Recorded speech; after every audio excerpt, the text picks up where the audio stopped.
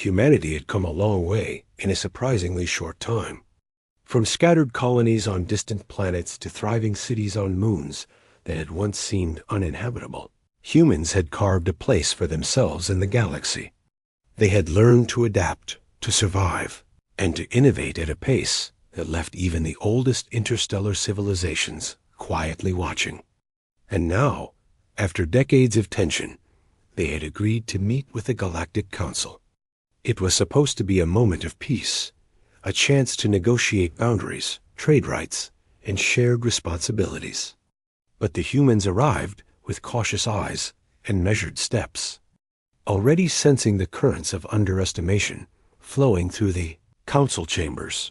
The council itself was a grand assembly, a spectacle of species far beyond human imagination. Some were massive, with translucent skin that shimmered with colors that shifted with their moods. Others had forms that seemed to defy physics, hovering slightly above the floor, moving in ways that made the humans feel clumsy. Each species had its own language, gestures, and cultural markers, and all of them had gathered in a chamber that floated above a planet-sized core of energy. The humans, comparatively small and fragile-looking, stood on a platform at the center, their eyes scanning the assembly for the first time. Despite their apparent size and strength, the humans carried a quiet confidence. They knew their history, how they had survived wars, plagues, and natural disasters that would have wiped out other species. They knew their intelligence, their ingenuity, and their determination. And though they were new to galactic politics, they were not naive. The first meeting began with introductions and the formalities of diplomacy. The council spoke in a language of measured tones, carefully structured arguments, and indirect suggestions. To the humans, it felt like watching a dance they had never practiced. Every word was loaded, every pause deliberate. They listened, nodded, and responded politely, never raising their voices, but always precise in their phrasing, that it did not take long for the humans to realize that they were not being taken seriously. Some council members openly whispered during the human delegation speeches.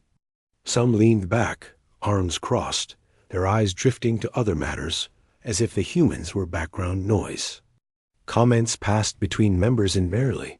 Audible tones suggested that humanity was too emotional or too impulsive to be trusted in matters of diplomacy.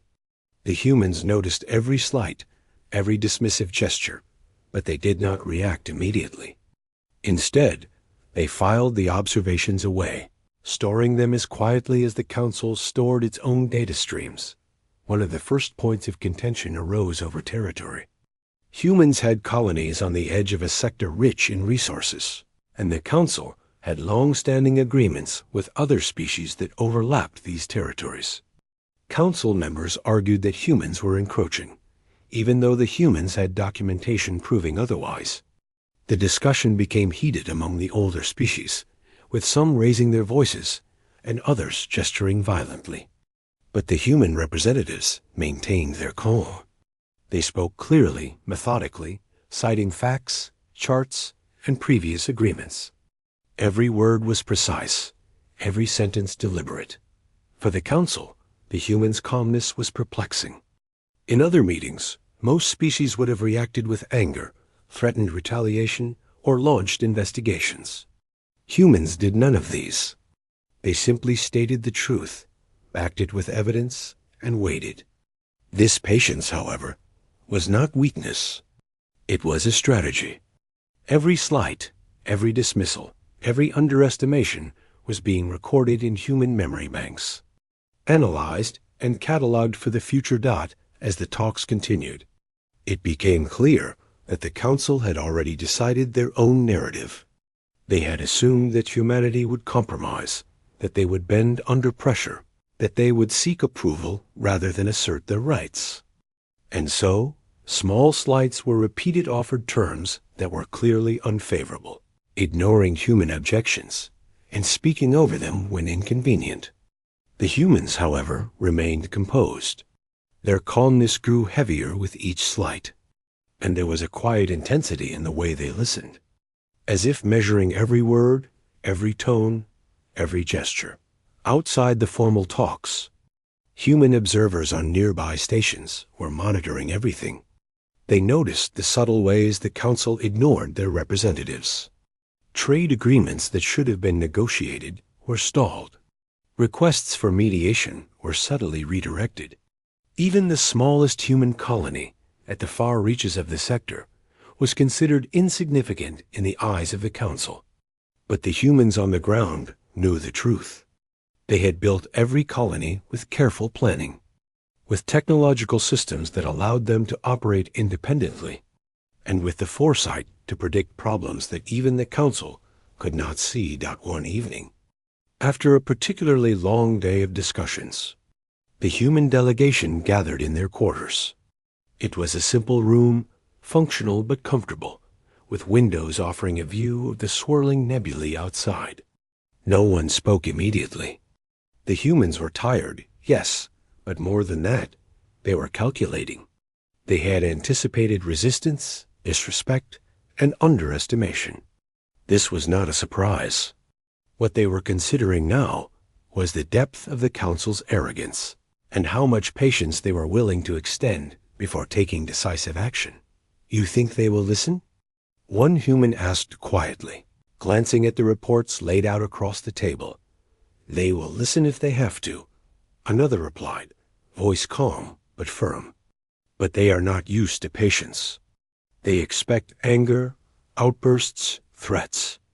We have none of that. We have focus." It was true. Human patience had always been a tool. In wars, it allowed them to survive longer than enemies expected. In negotiations, it allowed them to see beyond immediate gestures to the real intentions of the other party. And in this council chamber, patience was becoming a weapon in itself. The humans understood that if they lost control, if they allowed emotion to dominate, the council would see them as weak. But by remaining calm, by observing, by cataloging every slight, they were slowly turning the power dynamic in their favor. Meanwhile, in the council chamber, whispers began. Some older species were noticing the intensity in the humans' eyes. There was no anger, no emotion on the surface, but the silence that followed every dismissal was unnerving. Humans were not reacting as expected. They were not pleading, not arguing with unnecessary force, not showing frustration. They were listening. And as anyone who had faced humans in the past would know, when they listened this way, it meant that something was building beneath the surface, something deliberate, something calculated. By the end of the first week, small cracks began to appear in the council's confidence. The humans' calm persistence was creating unease. Council members began questioning their own assumptions. Had they underestimated a species they thought they understood? Had they dismissed too quickly the warnings humanity had issued about border security, trade disputes, and pirate activity? Humanity, meanwhile, maintained its composure. Their communication remained formal, polite, and clear. They had no intention of escalating conflicts unnecessarily, but they were preparing for every possibility. Every slight, every dismissal, every unfair accusation was noted, stored, and integrated into a larger plan. It was not vengeance they sought. It was recognition, respect, and the assurance that humanity would not be dismissed, ignored, or underestimated again. And so, the first part of this story closed not with a clash, but with a quiet, powerful demonstration of human determination. In a chamber filled with centuries-old civilizations, humans were learning the rules of diplomacy, observing the arrogance of the galaxy's elders, and quietly preparing for the moment when their patience would turn from calm observation to decisive action. The council thought they understood the humans, but they had only glimpsed the surface.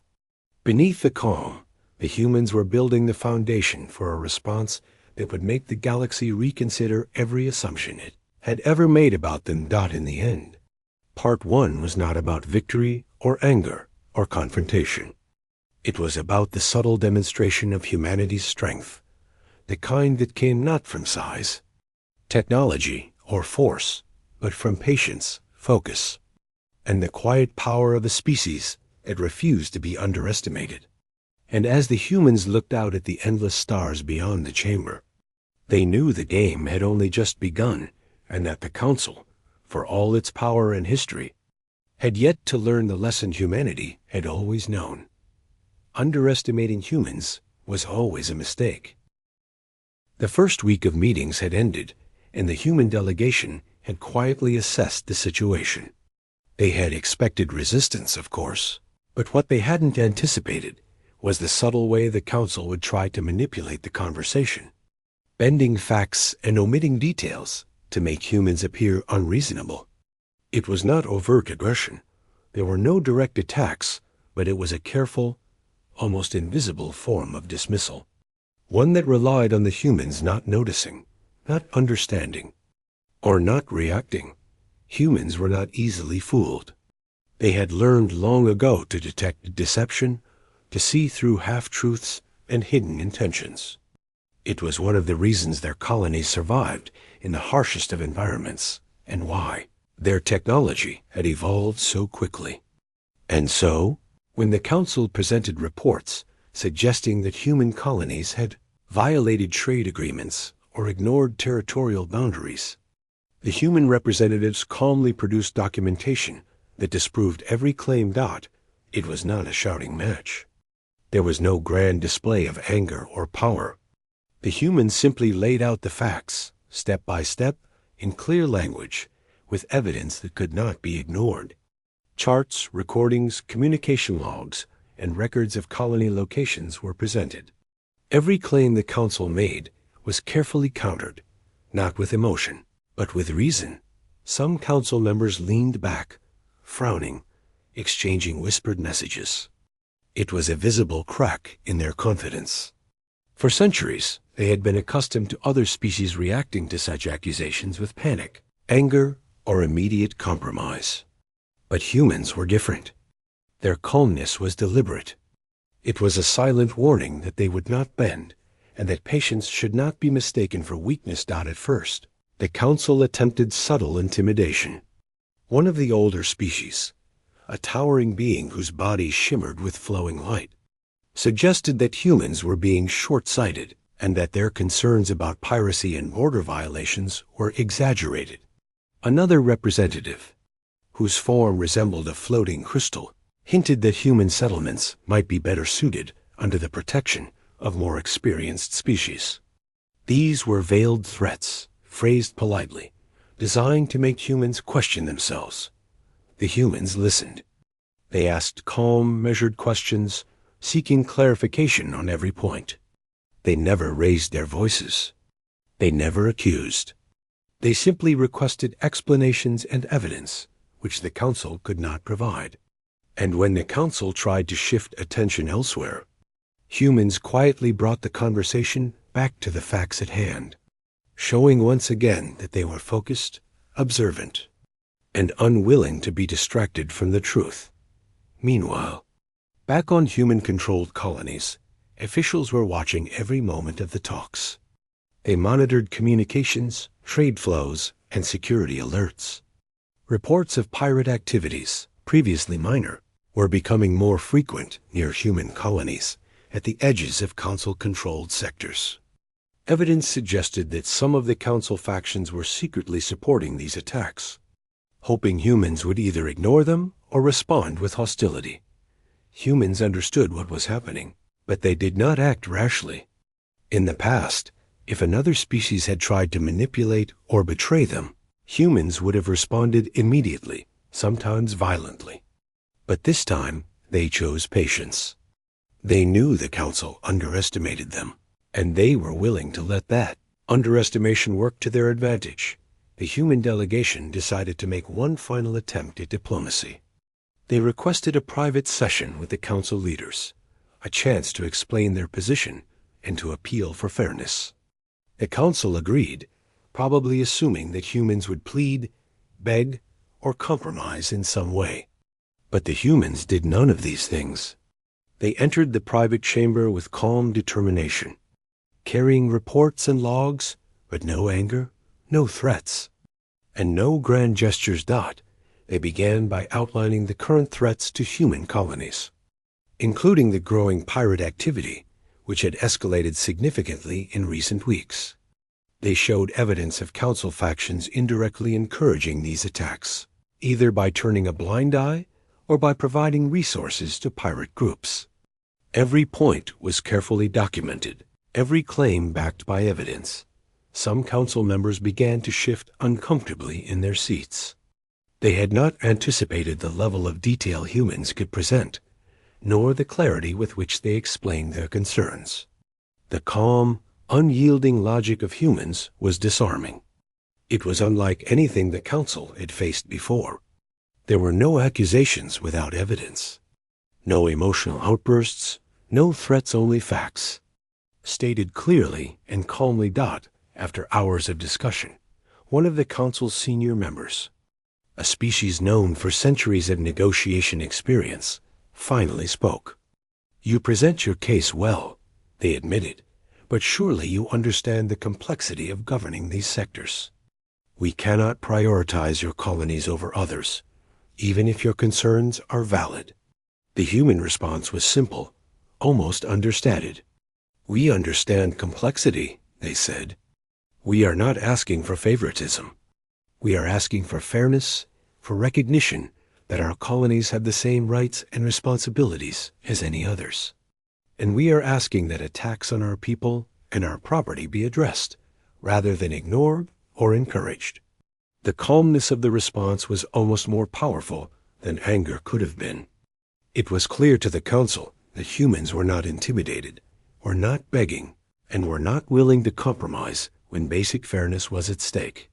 The message was quiet but firm. Humanity would not tolerate neglect or betrayal. Days passed, and the humans continued to observe the council's behavior.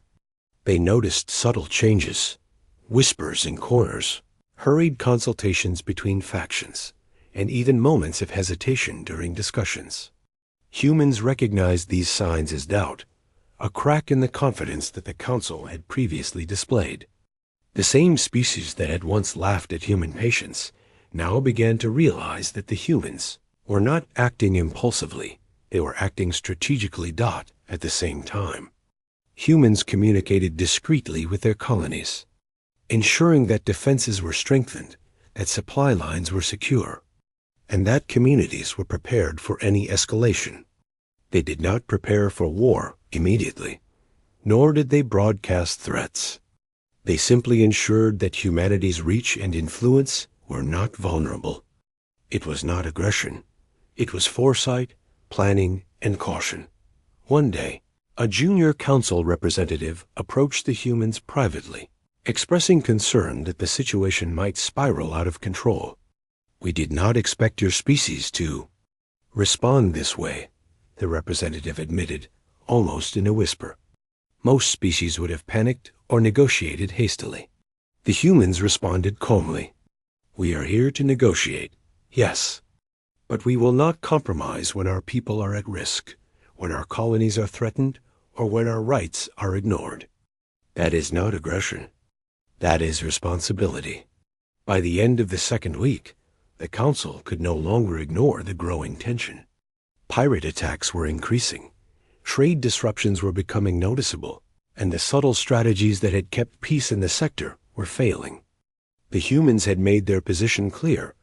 They would not allow their colonies to be treated as expendable, and they would not be manipulated by council politics. The quiet strength of humanity was beginning to have an effect. Council members who had been dismissive now approached with caution. They began to question previous assumptions, realizing that underestimating humans had been a serious mistake. The calm persistence, the measured logic, and the unwavering focus of the human delegation had forced the council to acknowledge, perhaps for the first time, that humans were not simply another species to be negotiated with. They were a force of ingenuity, resilience, and principle. Yet, even with this realization, the council continued to hesitate. Pride, tradition, and fear of appearing weak prevented them from acting decisively. They could see the humans' patience, and understand their strength.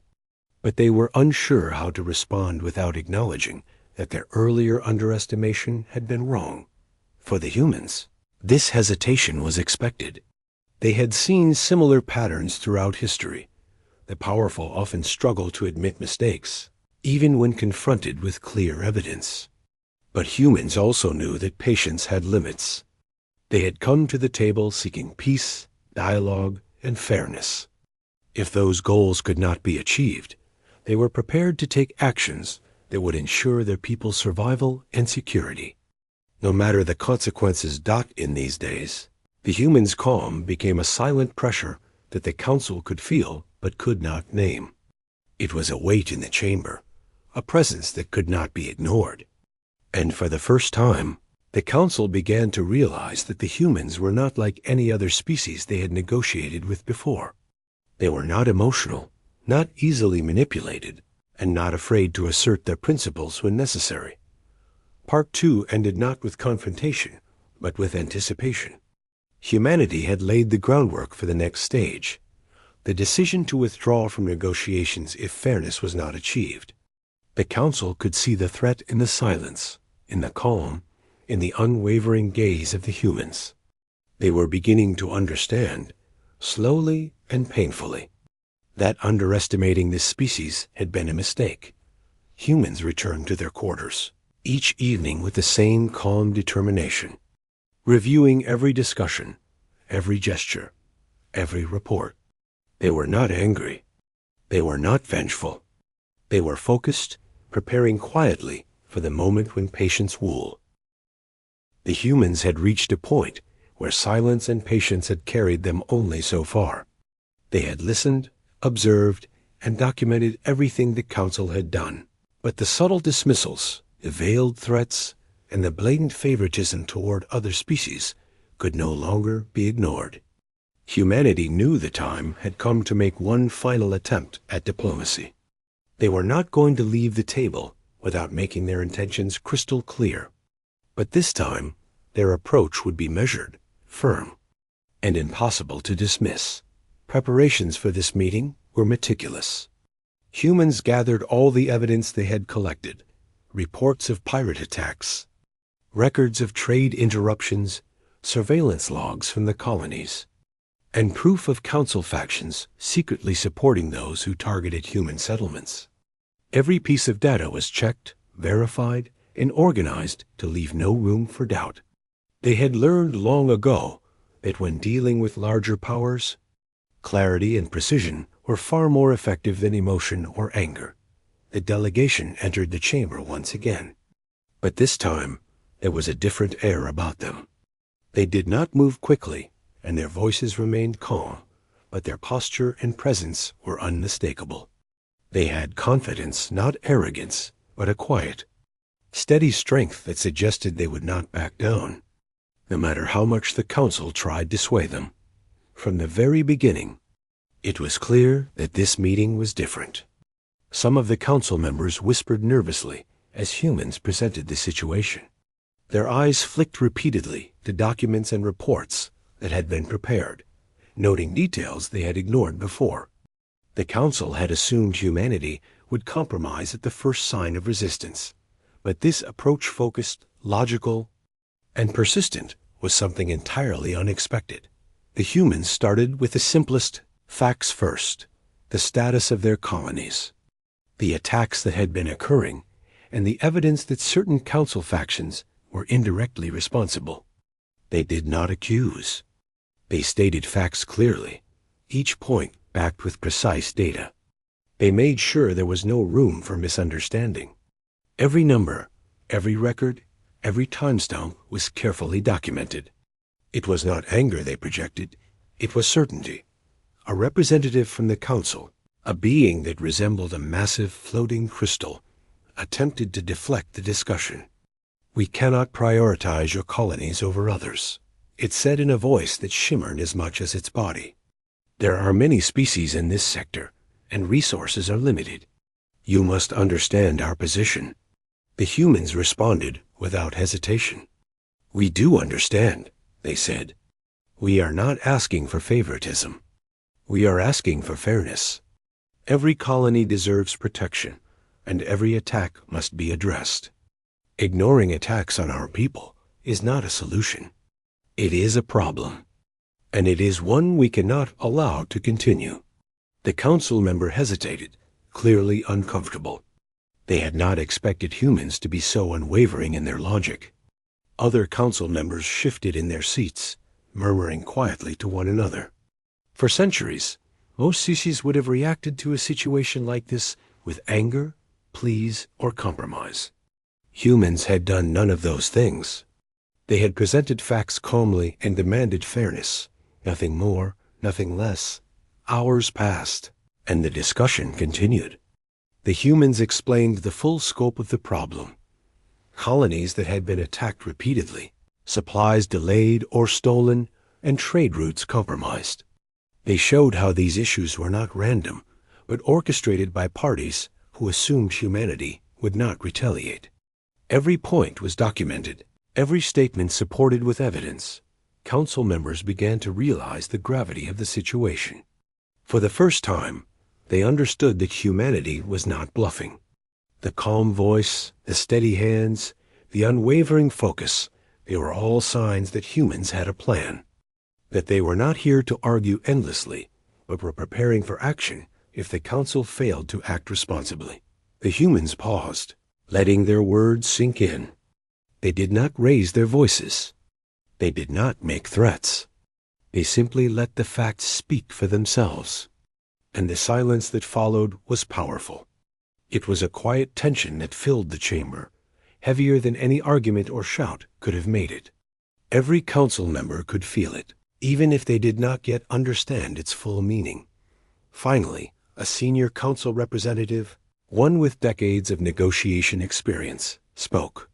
"Your evidence is thorough," they admitted, "but surely you understand that we cannot act on partial information. There are many factors at play, and decisions cannot be made solely in response to your claims." The humans did not flinch. "We are presenting complete information," they replied. "We are not asking for partial measures. We are asking for action to prevent harm to our people and our colonies. Every moment that passes without protection is a moment when lives are at risk. We are not asking for special treatment. We are asking for responsibility." It was at this moment that the council began to grasp a crucial truth. Humans were not just new members of the galactic community. They were a species that had survived against impossible odds, that had mastered ingenuity and patience, and that would not compromise their principles or their people when faced with injustice. The calm, unshakable determination of the humans was more threatening than any weapon the council could imagine. Outside the chamber, human colonies were already adjusting to the changing situation. Ships that were previously engaged in trade were now positioned strategically to protect vulnerable settlements. Communications were tightened, and security measures were increased. Humans were not preparing for war yet, but they were ensuring that no one could exploit their patience or take advantage of their willingness to negotiate fairly. Back in the chamber, the council began to debate among themselves in ways they had not before. Some admitted privately that underestimating humanity had been a mistake. Others worried that continued dismissal could lead to a scenario where humans simply walked away, leaving the council to deal with the fallout alone. And while these debates occurred quietly, the human delegation listened, as they always did. They did not intervene unnecessarily, but they were aware of every hesitation, every whisper, every sign of doubt. After nearly a week of this final round of diplomacy, the humans made their position unmistakably clear. They would remain at the table only if their concerns were addressed fully and fairly. Any further attempts to dismiss, manipulate, or ignore their claims would be met with a response, not with aggression, but with withdrawal from negotiations and the strategic measures they had prepared. The council, now fully aware that the humans were serious, was forced to confront a reality they had ignored for too long. They could no longer treat humanity as just another species to negotiate with. These humans were capable, organized, and principled, and they were not afraid to assert their rights. As the humans left the chamber after their final presentation, there was no fanfare. There were no dramatic statements, no grand gestures. They simply walked out, leaving the council with a clear choice: act responsibly and fairly, or face the consequences of their underestimation. And those consequences were already quietly in motion. Every human colony, every trade vessel, every communication network had been adjusted in preparation for the possibility that the council would fail to act. Humans were not making idle threats. They had prepared a response that was both deliberate and effective. And while it was still a measure of last resort, it was clear that patience was reaching its limit. The day ended not with celebration, but with a quiet sense of purpose among the humans. They had made their final attempt at diplomacy. They had presented the truth, backed by evidence, and made their position clear. And now, all that remained was to wait, to observe, and to see whether the council would rise to the responsibility they had long ignored. In their quarters, the human delegation reviewed every moment of the meeting. They discussed what had been achieved, what had been ignored, and how the next steps would unfold if fairness was not delivered. Their tone was calm, focused, and deliberate. There was no anger, no bitterness, no desire for revenge. There was only preparation, planning, and the quiet determination to protect their people and their colonies, no matter what the council decided. And so, Part 3 closed with a quiet, tense anticipation. Humanity had made their position unmistakably clear. The council now understood that this was not a negotiation that could be controlled by dismissal or manipulation. The humans were patient, but they were not passive. They had reached the final stage of diplomacy, and the next move would depend entirely on whether the council could finally act with responsibility and fairness, or whether humanity would take the next step, withdrawing from the process entirely, and forcing the galaxy to face the consequences of its own arrogance. It was a moment of quiet power, a demonstration that strength was not always measured by size or weapons, but by principle, preparation, and the unwavering commitment to one's people.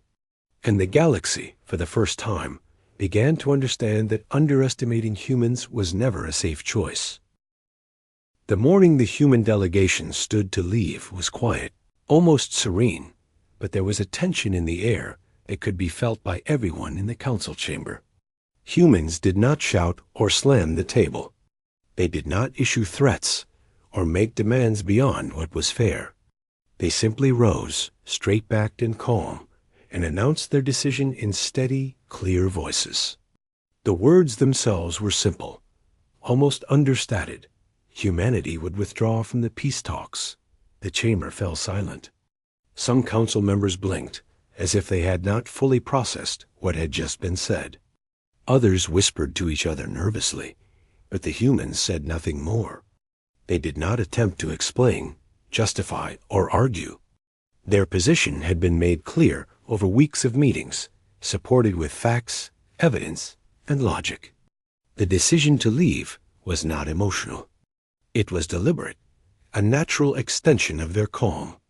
Methodical patience. As the humans turned to leave, some council members attempted to call after them, offering last-minute compromises or invitations to reconsider. But the humans did not respond. They walked steadily toward the exit, leaving the chamber with quiet dignity. Every step they took seemed to carry more weight than any words could have conveyed. It was a statement in itself. Humans would not negotiate under conditions of disrespect, dismissal, or manipulation. Outside the chamber, the human ships were already in position. They had not announced this publicly, but every fleet, every transport vessel, and every convoy that had been part of interstellar trade or support operations was now quietly withdrawing from council-controlled regions. Communications between human colonies had been encrypted and secured weeks before, so that the withdrawal could happen simultaneously without giving the council time to respond. The council had assumed that humans would react with anger or negotiation. They had expected threats, loud protests, or desperate pleas. They were unprepared for silence, calm precision, and withdrawal. And now, as the first reports began coming in, they realized the magnitude of what was happening. Human ships were leaving sectors that had depended heavily on their presence. Supply routes were being redirected. Trade agreements were being suspended. And every human colony was implementing self-sufficient measures to operate independently of council support. In the days that followed, the effects were immediate and undeniable. Systems that had relied on human oversight began to experience delays and malfunctions. Markets that had depended on human trade for essential goods found themselves scrambling for alternatives. Colonies in remote areas, once protected by human patrols, faced increased threats from pirate groups and opportunistic factions. The council had assumed that the absence of humans would be minor, a temporary inconvenience at most. They had underestimated the full extent of humanity's reach and influence. Meanwhile, humans did not celebrate or boast. They continued their operations quietly, focusing on ensuring that their people and colonies were safe. Their priority was not to punish the council, but to protect their own. Every decision was strategic, every action calculated to maintain stability where it mattered most. They withdrew from the council's processes, but they did not abandon their responsibilities. They had always been planners, thinkers, and problem solvers, and now those skills were being applied in full. Within the council, panic began to spread. Senior members convened emergency meetings, attempting to understand why the humans had acted so decisively and with such calm authority. They reviewed the documentation humans had presented over weeks of negotiations, finally seeing in detail what they had ignored before. Evidence of deliberate attacks on human colonies, organized sabotage, and the subtle ways factions had tried to manipulate outcomes were laid bare.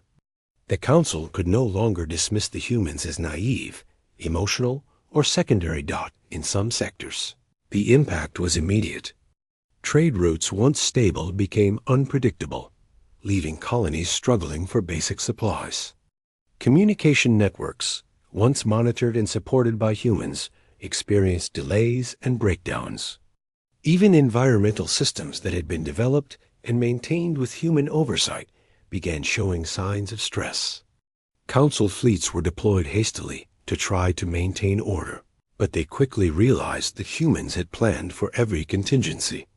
Withdrawal had been executed in a way that minimized risk to human populations, while maximizing the council's awareness of their absence.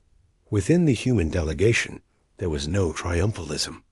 They were calm, focused, and methodical, just as they had been throughout the entire negotiation process. Their satisfaction was quiet.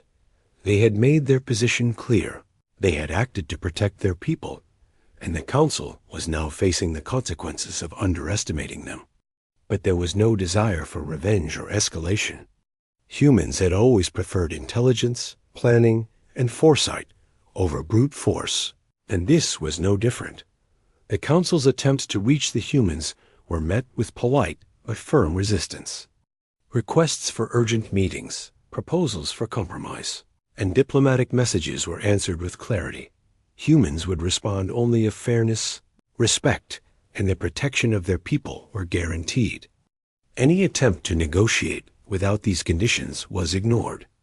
The council was learning, perhaps too late, that underestimating humans had been a serious miscalculation. As the days passed, the council began to understand the depth of the human influence they had taken for granted. Colonies that had been considered minor or peripheral were now operating independently, using systems, technology, and strategies developed by humans over decades. Trade networks were rerouted, supply chains reorganized, and security measures strengthened, all without interference from the council. The humans had withdrawn from diplomacy, but they had not abandoned their responsibilities or their reach. For the council, this was a humbling experience. Many of the oldest members, who had believed themselves wise and experienced, were forced to confront the reality that their assumptions had been wrong. They had dismissed humans as inexperienced, emotional, and secondary. They had failed to recognize the patience, intelligence, and determination that defined the species. And now, in the quiet aftermath of the withdrawal, the consequences of that underestimation were becoming painfully clear. Back among the human colonies, life continued in a steady rhythm. Humans focused on maintaining stability, ensuring that every community had the resources it needed. Ships were rerouted to provide essential services. Trade networks were strengthened between human-controlled sectors, and communication systems were optimized to function independently of council oversight. There was no chaos, no panic, only the quiet, deliberate execution of plans designed to protect humanity and its interests. Within the council, debates raged. Some argued that humans could be persuaded to return, that compromises might be possible. Others warned that any further delay or attempt to manipulate could push the humans to take more drastic measures. The weight of responsibility was heavy.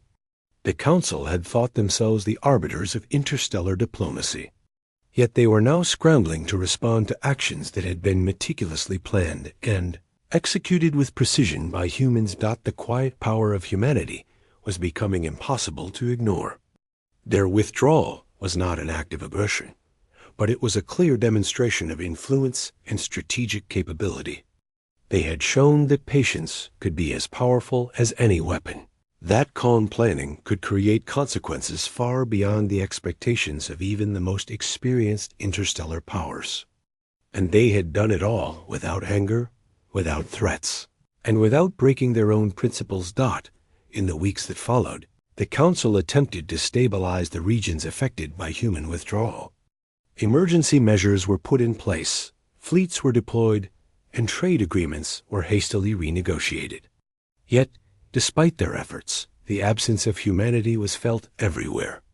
The systems humans had built, the networks they had maintained, and the colonies they had protected were all now operating independently, revealing just how much the galaxy had relied on them without truly appreciating it. Meanwhile, humans remained focused on their priorities. They were not celebrating the Council's difficulties. They were not seeking revenge or conflict. Their satisfaction was in the clarity of action. They had protected their people, asserted their principles, and made the galaxy reconsider assumptions about their strength and influence. The withdrawal had been executed flawlessly, a quiet, strategic statement that patience and planning could be more powerful than threats or violence. The Council, now fully aware of their mistake, could only observe and respond. They had underestimated humanity, ignored their concerns, and dismissed their principles. And in doing so, they had created a situation that could not be easily reversed. Humans had withdrawn from the table, but their influence remained. Their colonies were secure, and their strategy had revealed a truth that the Council could not ignore. Underestimating humans was always a mistake. By the end of Part 4, it was clear to everyone in the galaxy that humanity had changed the balance of power, not through anger or force, but through strategy, patience, and the unwavering focus on their people. The Council had learned a difficult lesson. Diplomacy could not succeed when built on underestimation, and patience could be a weapon more powerful than fleets or armies. Humanity had spoken quietly but decisively, and the Galax.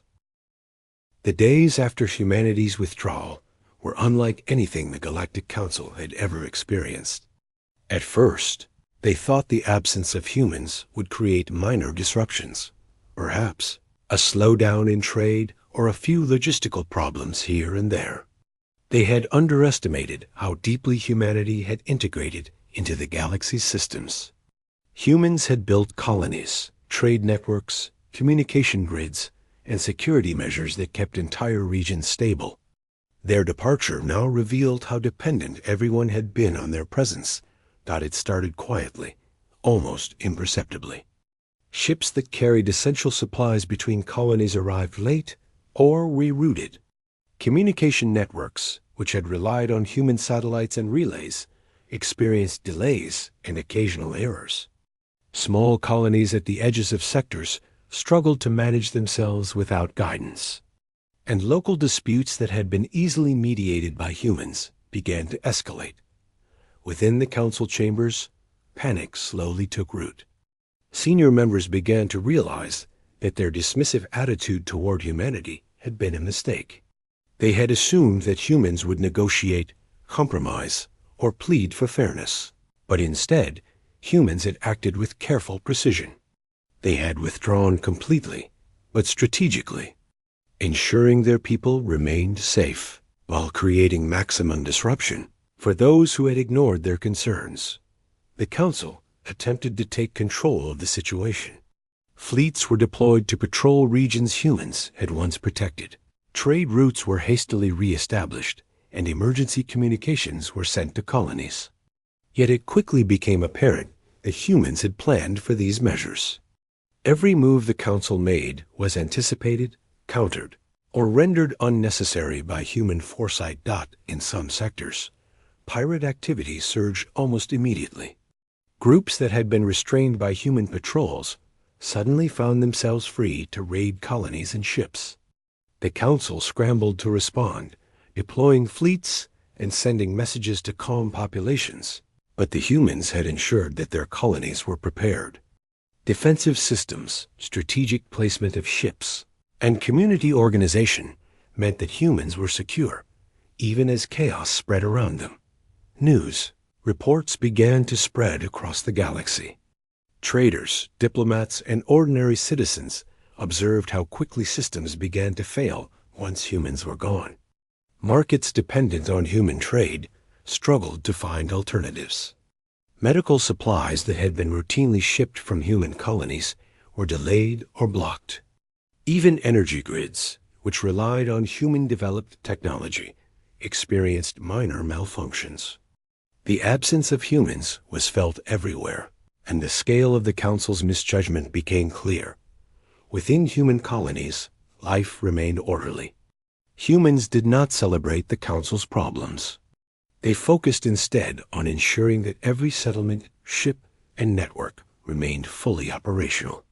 Supply chains were maintained, trade continued within human sectors, and security measures were constantly monitored. Humans did not need to assert dominance or punish anyone.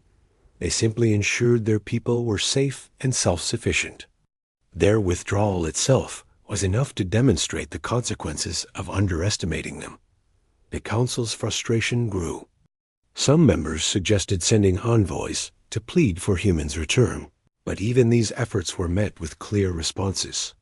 Humans would only return under conditions of fairness and respect. Attempts to negotiate without addressing the core issues were ignored or politely declined. It became painfully clear to the council that this was not a temporary inconvenience. They were facing a structural shift in power that they had not anticipated. As the weeks went on, the scale of the disruption increased. Human-developed monitoring systems, which had provided real-time intelligence on planetary conditions and security, were now fully controlled by humans. The council could no longer rely on the data streams they had taken for granted.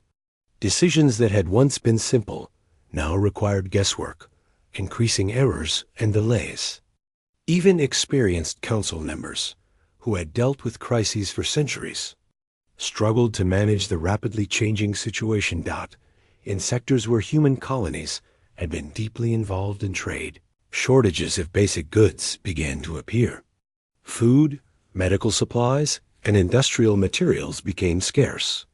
Local governments tried to compensate, but the sudden loss of human logistics revealed how much the galaxy had relied on their planning and efficiency. Panic began to rise in some regions, and the council realized they were scrambling to contain a situation they had ignored for too long. Meanwhile, humans continued their calm, methodical operations. They were not creating crises for the sake of conflict. They were maintaining order where their people lived, securing resources where needed, and ensuring that their colonies were self-sufficient. It was a quiet demonstration of power won that the Council could see but could not influence. Humanity's patience had turned into action without aggression, showing that withdrawal and planning could be as effective as force. Within the Council, debates turned into arguments, and arguments turned into blame. Members accused one another of negligence and poor judgment. Some suggested punitive action, but others warned that the humans were not reactive. They were strategic, patient, and disciplined. Any attempt to use force or intimidation would likely fail. The humans had thought of every contingency. The Council was now faced with a species that could disrupt the balance of power without ever raising a weapon. The Council attempted to send a delegation to one of the human colonies, hoping to reopen negotiations. But when their envoys arrived, they were met with calm, polite refusals. Humans explained that any discussions would require recognition of past mistakes, guarantees of fairness, and respect for human colonies. No negotiation could proceed without these conditions. It was clear to the Council that humanity's patience was not endless. It had limits, and those limits were being approached. At the same time, humans monitored the galaxy closely. They were aware of every move the Council made and every ripple caused by their withdrawal. They did not act aggressively, but they were ready to respond if any threats approached human colonies. Their withdrawal was a demonstration of power, not through violence, but through strategy and responsibility.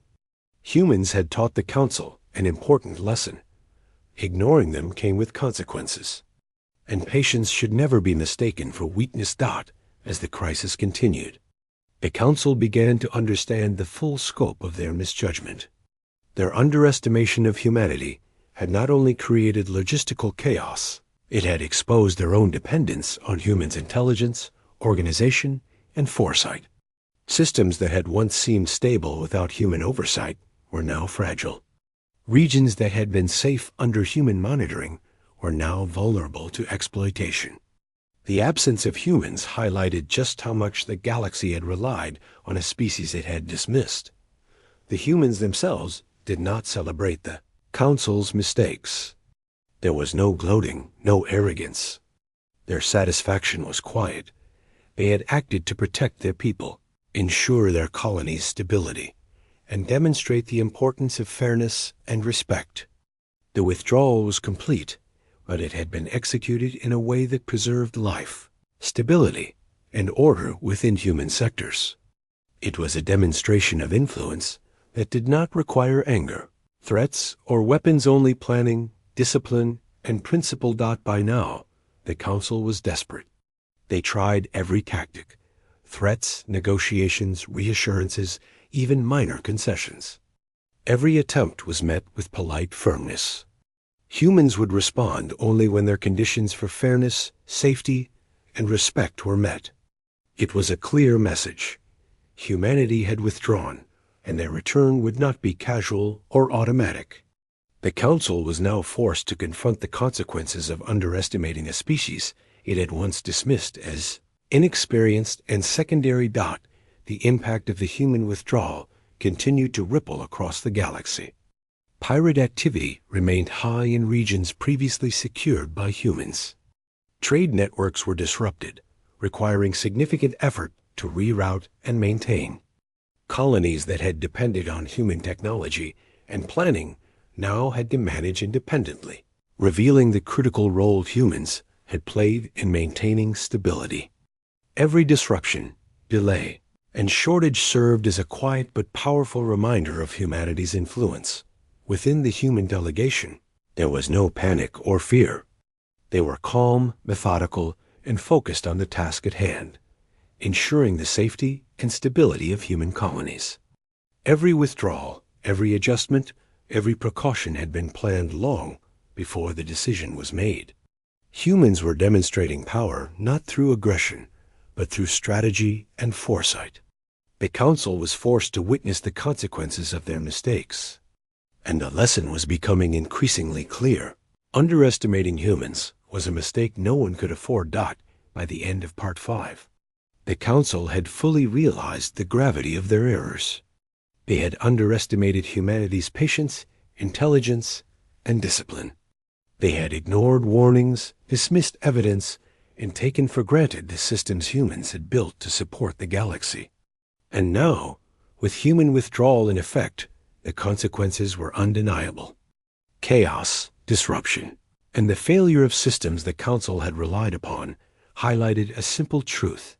Humans were a species to be respected, not underestimated, and their influence could not be ignored. Part 5 ended with the Council in a state of anxious reflection, while humanity remained calm and focused. The galaxy had witnessed the quiet, strategic power of a species that The galaxy had changed. In the weeks following humanity's withdrawal from the Galactic Council, every system, every trade route, and every colony had felt the effects of a species long underestimated. The Council, which had once assumed they could manage, influence, and even manipulate human decisions, now faced the undeniable reality. Humanity could act with precision, foresight, and authority, and the consequences were far-reaching. Within the Council chambers, the atmosphere was tense, even chaotic. Senior members, who had once carried themselves with certainty and authority, now whispered nervously among themselves. Factions that had previously disregarded human warnings now argued over how to respond, realizing they had ignored the patience and strategy of a species capable of unprecedented foresight. Reports of supply disruptions, trade delays, and security breaches from human withdrawal arrived constantly, and each one reminded them of the mistake they had made. Attempts to re-establish contact with humans were ongoing, but every message was met with calm, measured replies. Humans had not escalated the situation. They had not threatened the Council or attacked its interests. They had only maintained their position. Fairness, recognition, and respect were non-negotiable. If these conditions were not met, the Council would continue to feel the consequences of underestimating a species that operated with both intelligence and principle. Humanity had prepared for this moment for decades, anticipating every scenario. While the Council struggled to regain control, humans quietly strengthened their colonies and sectors.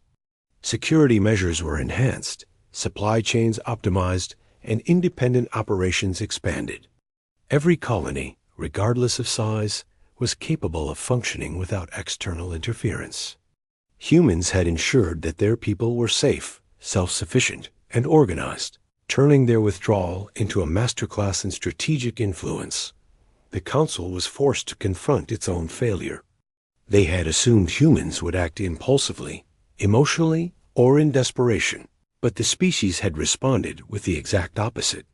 Humans had planned, executed, and maintained every precaution with patience and precision. The result was undeniable. The galaxy could not function the same way without them, and the Council had only themselves to blame. In the chamber, debates grew heated. Some Council members suggested appeasement, offering concessions and promises of fairness to regain human cooperation. Others were skeptical, warning that humans could no longer be trusted to accept half measures or vague assurances. Every discussion was colored by one inescapable truth. Humanity had proven its patience, intelligence, and resolve, and no amount of traditional diplomacy could substitute for the respect and recognition they demanded. At the same time, humans did not celebrate the Council's mistakes. Their focus remained on the stability and protection of their people. Trade within human-controlled sectors continued efficiently. Resources were distributed according to need, and colonies were maintained with a steady hand. The withdrawal was not an act of vengeance. It was a demonstration of principle. Humans had shown the galaxy the consequences of underestimating a species that valued its people and its integrity above all else. Colonies once depended on Council guidance now operated independently, with systems designed to anticipate and solve problems without interference. These systems, combined with human strategic thinking, allowed settlements to maintain trade, security, and communication, proving that humanity's influence extended far beyond political negotiations. The Council had relied on humans far more than they had realized, and the absence of that support created challenges that no amount of experience could immediately resolve. For the first time, the Council felt the weight of their underestimation. Senior members who had dismissed human warnings now confronted the reality of what they had ignored. The meticulous planning, foresight, and calm strategy of humanity had created a ripple effect that disrupted logistics, security, and stability. Every system in the galaxy now recognized the silent power humans wielded, and the Council was forced to acknowledge that they had been arrogant in assuming otherwise. Humans continued to maintain order within their own sectors, demonstrating their ability to manage without interference, while the Council struggled to adjust. Their approach was deliberate, showing that influence did not require threats, weapons, or displays of force. The very act of withdrawal had become a lesson in strategic power. Systems functioned efficiently, colonies remained safe, and trade continued smoothly, all while the Council scrambled to regain a semblance of control. Across the galaxy, other species began to take notice. Traders, diplomats, and even rival powers observed how humans had orchestrated their withdrawal. They saw the calm, deliberate precision with which humanity maintained its interests, and they understood that humans were not to be underestimated. In doing so, humans demonstrated not only their power but also their principle. They acted responsibly, ensured safety, and upheld fairness, even when others had failed to do so. The Council's attempts to negotiate were met with polite, firm responses. Humans were willing to return only if their terms of fairness and recognition were respected. Vague promises, incomplete measures, or gestures without substance were insufficient. The galaxy had learned an important lesson. Humans were patient, but patience had limits, and respect was not optional.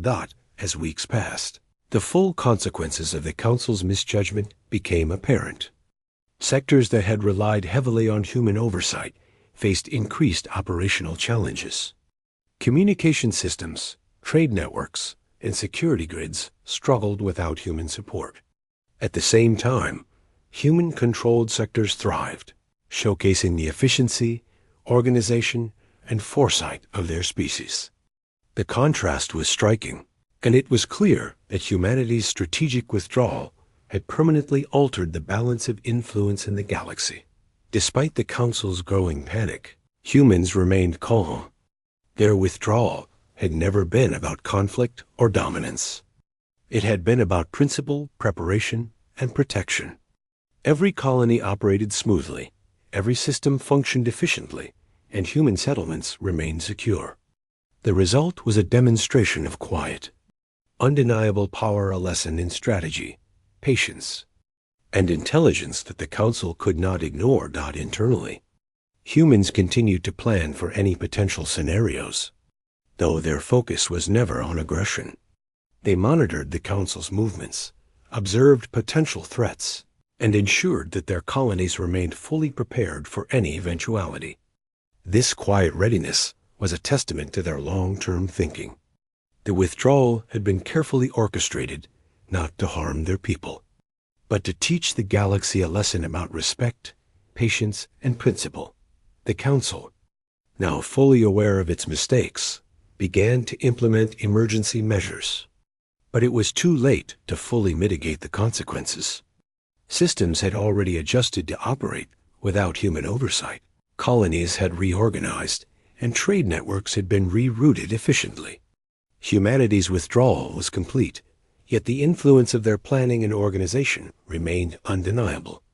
Every sector of the galaxy had felt the impact, and the Council had no choice but to recognize the cost of underestimating humans. In this final stage, the Council faced a reckoning. Senior members reflected on their arrogance, their dismissal of warnings, and their failure to recognize the intelligence and patience of humanity. They realized that the species they had assumed to be impulsive and inexperienced had, in fact, demonstrated unparalleled strategic thinking. Every action humans had taken was calculated, deliberate, and focused on principle rather than emotion. For humans, the situation was a quiet affirmation of their values. They had acted responsibly, protected their people, and maintained order while teaching a vital lesson about patience and respect. The galaxy had seen that strength did not always come from weapons or aggression, but from discipline, planning, and unwavering commitment to principle. Humanity had withdrawn, yet their presence, influence, and strategy had reshaped the way the Council and the galaxy itself would view them forever. The end of Part 6. The Council had no choice but to admit the truth. Underestimating humanity had been a mistake. They had dismissed a species capable of extraordinary foresight, patience, and discipline. They had ignored warnings, overlooked evidence, and assumed that humans would compromise under pressure. And now, after witnessing the consequences of withdrawal, the Council understood that humanity's strength was not in aggression, but in calm, deliberate, and principled action. The galaxy had been forced to acknowledge the quiet, strategic power of humanity. Colonies remained safe, trade continued, and systems functioned efficiently, all without the Council's interference. Humanity had acted not out of anger, but out of principle, protecting its people and demonstrating the consequences of underestimation. The lesson was clear. Patience was not weakness, principle was power, and respect for humanity was essential. And so, the story concluded not with war, not with chaos, and not with triumphalism, but with a quiet, undeniable truth.